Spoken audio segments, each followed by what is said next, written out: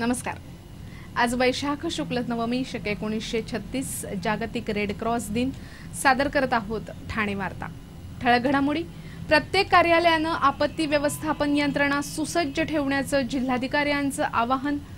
परिवहन सेवेच्या बसनं धडक दिल्यामुळे सहाय्यक पोलीस उपनिरीक्षकाचा मृत्यू आणि कॉमिक्सच्या धर्तीवरील छत्रपती शिवाजी महाराजांच्या शिवाजी द रियल हिरो पुस्तकाचं ब्रिटिश संसदेत प्रकाशन। या आणि इतर घडामोडी विस्तृतपणे पण काही क्षणातच। ठाणे वार्ता पहा श्रीस्थानक वाहिनीवर। आता सकाळी 9:15 पासून रात्री 9:15 पर्यंत ठाणे वार्ता, ठाण्यातील पहिलं दृकश्राव्य माध्यम। श्रीस्थानक वाहिनी ठाण्याची स्वतःची वाहिनी।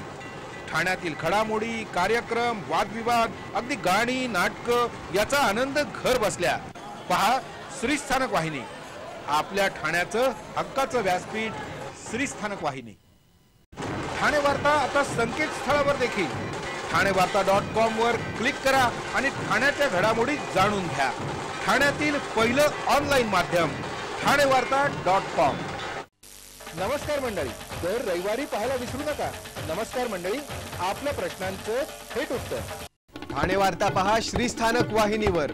आता सकाळी 9:15 पासून रात्री 9:15 पर्यंत ठाणे वार्ता, ठाण्यातील पहिलं दृकश्राव्य माध्यम। आपत्ती व्यवस्थापनाचा आराखडा प्रत्येक कार्यालयानं तयार ठेवावा आणि आपत्ती व्यवस्थापन यंत्रणा सुसज्ज करावी असं आवाहन जिल्हाधिकारी पी वेलरासू यांनी केलंय।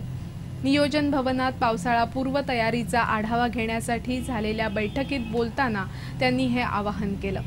जिल्ह्यातील सर्व महापालिका, नगरपालिका तसंच विविध विभागाच्या अधिकाऱ्यांना त्यांनी यावेळी मार्गदर्शन केलं।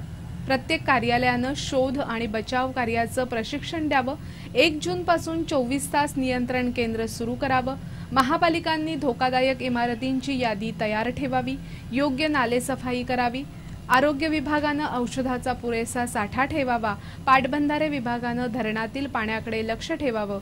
सर्व प्रांत आणि तहसीलदारांनी त्यांच्या जवळच्या रुग्णालयांची यादी तयार करावी। उत्कृष्ट पोहणाऱ्यांची यादी तयार करावी। रुग्णवाहिका कुठे उपलब्ध आहे याची माहिती तयार ठेवावी। वीज वितरण कंपनी, रेल्वे, बांधकाम खात्यांनी 24 तास नियंत्रण कक्ष सुरू करावेत।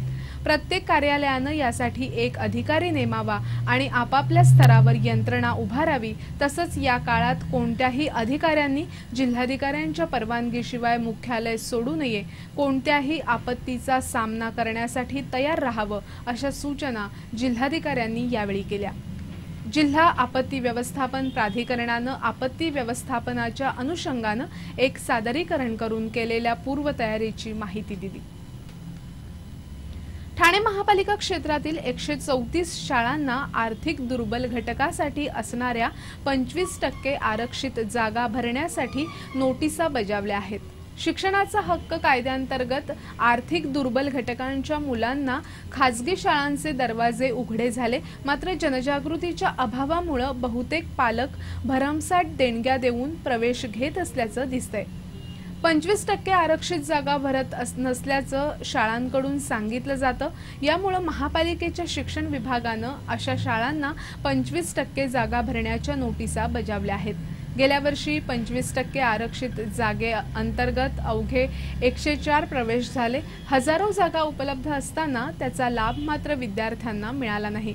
यंदा हा प्रकार होऊ नये म्हणून शिक्षण विभागानं या नोटिसा बजावल्या आहेत। प्रत्येक पालकाचा आपल्या पाल्यानं मोठ्या शाळेत शिकावं यासाठी अट्टाहास असतो। त्यातूनच काही शाळांमध्ये प्रवेशासाठी गर्दी तर काही शाळा प्रवेशाअभावी ओस पडल्याचं चित्र दिसतं। ठाणे परिवहन सेवेच्या एका बसनं धडक दिल्यामुळे एका पोलिसाचा काल रात्री मृत्यू झाला। काल रात्री 9:30च्या सुमारास ठाणे परिवहन सेवेचे बस चालक दिनेश कदम हे आपली बस मुख्य टपाल कार्यालयावरून कोर्ट नाक्याकडे आणत असताना हा अपघात झाला। रात्री 9:30च्या सुमारास सहाय्यक पोलीस उपनिरीक्षक परशुराम साळुंखे हे पोलीस नियंत्रण कक्षातून आपली ड्युटी संपवून घरी परतत होते। त्याच वेळी सेंट्रल मैदानाच्या समोरील बस थांब्यावरून मागून येणाऱ्या बसनं त्यांना जोरदार धडक दिली। डोक्यात जबर मार बसल्यामुळे त्यांचा जागीच मृत्यू झाला। परशुराम साळुंखे हे पोलीस नियंत्रण कक्षात वाचनालय प्रमुख म्हणून काम करत होते। शैलेश साळसकर यानं आपल्या वडिलांची हत्या ही खंडणीच्या पैशाच्या वादातून केल्याचं पोलीस तपासात उघड होते। शैलेश साळसकर यानं 2 दिवसापूर्वीच आपले वडील दत्ताराम यांची हत्या केली होती, तर शैलेशला रबाळे पोलिसांनी एका महिलेच्या छेडछाडी प्रकरणात अटक केली होती। पोलिसांनी केलेल्या तपासात शैलेशच्या घरातून पोलिसांना 1.5 लाख रुपयांची रोकड मिळाली आहे। हे पैसे शैलेशनं एका फ्लॉवर पॉट खाली लपवून ठेवले होते। शैलेशनं आपल्या जुन्या मैत्रिणीला काही आक्षेपार्ह छायाचित्र दाखवून तिच्याकडे 4 लाखांची मागणी केली होती। त्यापैकी 1.5 लाखांची ही रक्कम असल्याचं पोलिसांकडून सांगण्यात आलं। ही आक्षेपार्ह छायाचित्र हवी असल्यास आपल्याला पैसे द्यावे अशी शैलेशची त्या मैत्रिणीकडे मागणी होती। शैलेशनं या मैत्रिणीला ब्लॅकमेल करण्याच्या प्रकरणात वडिलांनाही सामावून घेतलं होतं। शैलेश आपल्या वडिलांवर दबाव टाकून या मैत्रिणीकडून पैसे मिळावे म्हणून फोन करायला लावत असे।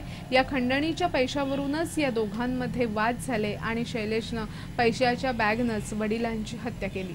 पोलिसांचा या प्रकरणाचा मुख्य पुरावा म्हणून क्लोज सर्किट कॅमेऱ्याचं छायाचित्रणही हस्तगत केलंय। ठाणे वार्ता पहा श्रीस्थानक वाहिनीवर। आता सकाळी 9:15 पासून रात्री 9:15 पर्यंत ठाणे वार्ता, ठाण्यातील पहिलं दृकश्राव्य माध्यम। आपला परिसर स्वच्छ आणि सुंदर ठेवण्यासाठी ठाणे महापालिकेत सहकार्य करा।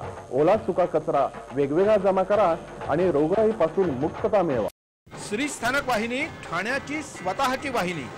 ठाण्यातील घडामोडी, कार्यक्रम, वादविवाद, अगदी गाणी, नाटक याचा आनंद घर बसल्या पहा श्रीस्थानक वाहिनी।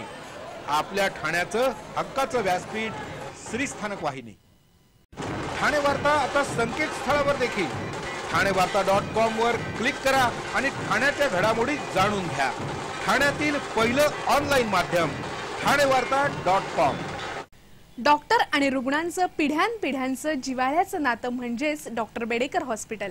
आता अत्याधुनिक सोयी सुविधा आणि तंत्रज्ञान युक्त वंध्यत्व निवारण केंद्रात IVF आणि टेस्ट ट्यूब बेबीची ही सुविधा। डॉक्टर बेडेकर हॉस्पिटल, महर्षी कर्वेपथ, ठाणे। 65 वर्षांची निरंतर सेवा। ठाणे वार्ता पहा श्रीस्थानक वाहिनीवर।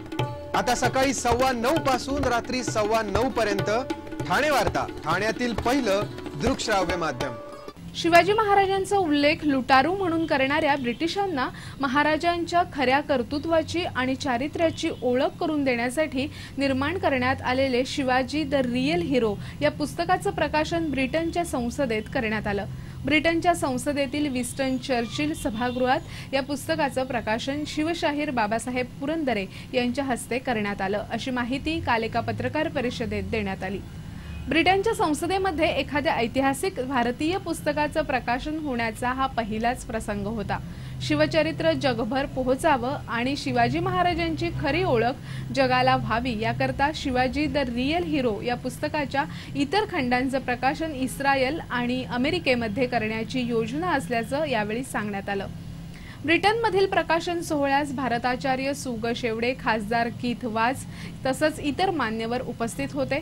कॉमिक्सच्या धर्तीवर तयार करण्यात आलेल्या या पुस्तकातील छत्रपती शिवाजी महाराजांच्या जीवनावरील चित्र ब्रिजेश मोगरे यांनी रेखाटली आहेत, तर विवेक मेहत्रे आणि Shri Maharaj group of companies यांनी या पुस्तकाचं प्रकाशन केलंय।